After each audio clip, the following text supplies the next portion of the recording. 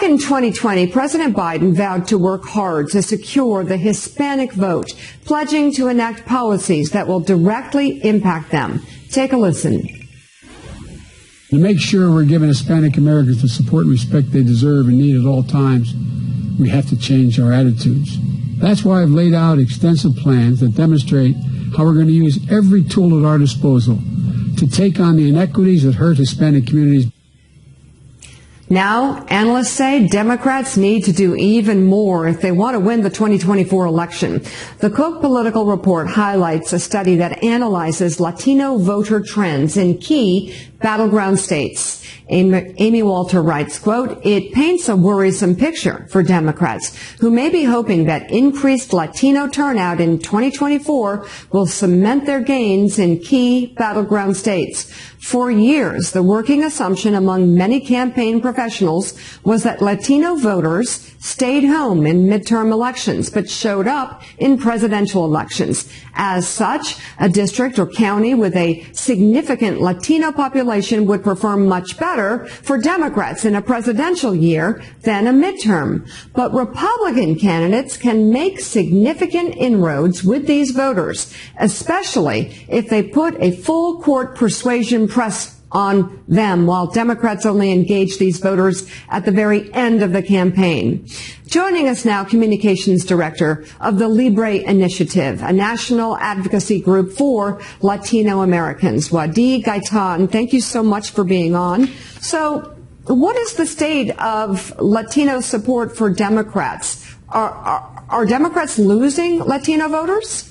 Yes, they definitely are. I mean, the reality is I think many Democrats thought that voting demographic was baked in their favor. And what we're seeing is actually that more Latinos are actually identifying as independent, as swing voters. They're really willing to hear from both parties. It's important for Democrats to understand that this is a loss in the sense that before they could sort of count at these voters and these universes as sort of a get out the vote demographic, that towards the end of the election, they could just make that call and they would show up. But the reality is that is not the case. They're going to have to court the vote and they're going to have to work hard for it.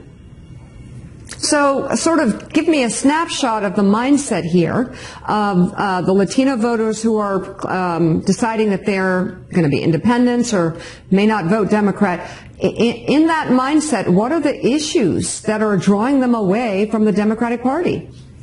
Yeah, I would say it's a couple of issues. But one thing, when you talk to Latinos across the country, when you look at the polls, one of the biggest things is the economy. Inflation specifically has created a barrier towards the American dreams for Latinos. The American dream is more expensive for them. So they want to hear what are the policies, what has the president done, and what is he going to promise to actually do when it comes to the topic of the economy. A lot of the polls also show that in general, Latinos view their trust towards Democrats as being the party that can actually deliver on the economy, that can deliver on issues like crime and like public safety, is lower than the trust that they have for Democrats. That doesn't mean that Republicans don't have barriers on their end, but these are also the barriers that Democrats are facing when it comes to courting that issue. Also, when it comes to immigration, Democrats have made the right promises, but have not been able to deliver on those promises for various reasons. But Latinos now view this topic as not necessarily the party that is going to be able to deliver. So they're not just looking for the promises,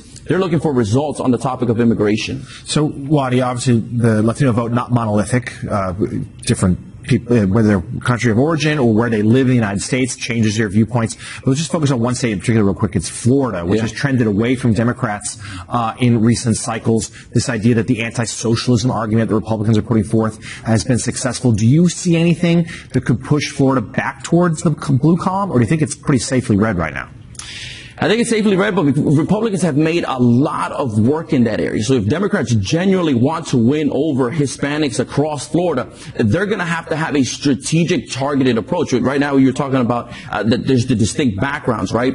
Orlando specifically, the amount of Puerto Ricans who have moved there in the last 4 to 5 years from the island, even individuals from areas from New York who have moved to Orlando, have to understand that this demographic is completely different than the Cuban population, Venezuelan and Colombian in Miami. Also, in areas of South Florida, there is a growing Mexican population in the areas like Homestead. So not only is it coming to these groups, showing up early, but it's making the specific case of why these different groups should vote for them. Something that Democrats really have to do is go beyond, again, that traditional 4-year voter that only votes in presidential races. There's approximately 1 million Latinos who are turning 18 every year. That's projected to be for the next 15 years. These are U.S.-born Latinos. These are people who can register to vote. The case has to be made to them early on why. These folks aren't necessarily registering, again, as Democrat or Republican. Their party affiliation isn't their identity. They're going as independent. The case has to be made, and Florida is very unique because Republicans have made